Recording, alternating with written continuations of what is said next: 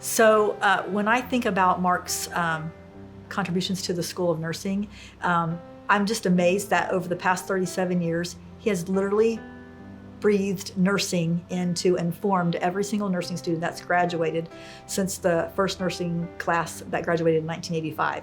So he has foundationally formed every single nursing student.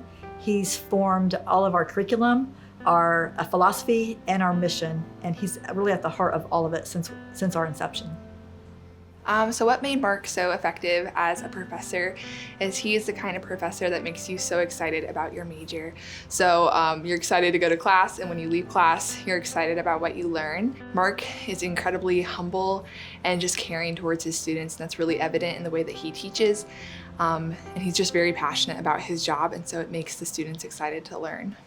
Mark is an effective professor for 3 reasons. First, he's clear.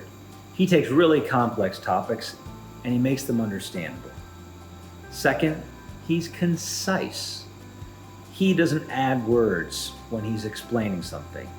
He uses the most important phrases to convey an idea. And then lastly, he communicates in a very memorable way. So sometimes he gives you ways to remember things. Other times, it's just a way that he communicates something that is so memorable. And that's something that not a lot of instructors I've encountered have, and it really sets Mark apart. Mark has been a personal mentor to me for over a decade, and one of the most impactful things he shared with me is a theology of learning. What I mean by that is he taught me that truths about God and man form the basis for the way that we should think about our pedagogy, how we learners learn, and how effective teachers communicate. And so I'd like to think that thanks to Mark, I'm a better communicator and hopefully a better teacher, and hopefully the next generation of learners will benefit from that.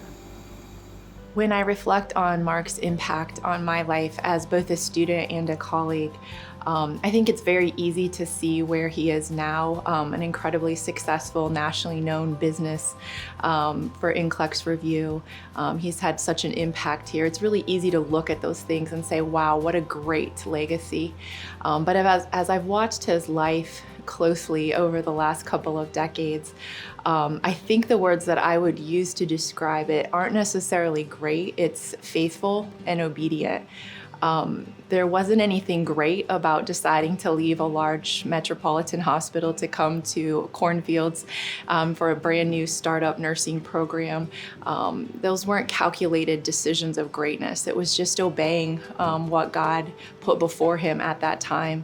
It was stewarding his gift of teaching well, whether that was in the local church or in an NCLEX Review business or here on our campus. So I know, especially this time of year, our seniors are going to hear a lot about go do something great for God. But Mark's testimony has just always challenged me. You go do something faithful and obedient, and you let God worry about the greatness factor. And I think that's probably one of the biggest lessons he's taught me. I've known Mark Klimek for over 30 years, and he and I were able to be the first faculty to start in the program, the Cedarville Nursing Program. He is a brilliant faculty member and clinician. We would be team teaching, and I would start a sentence and he would end it.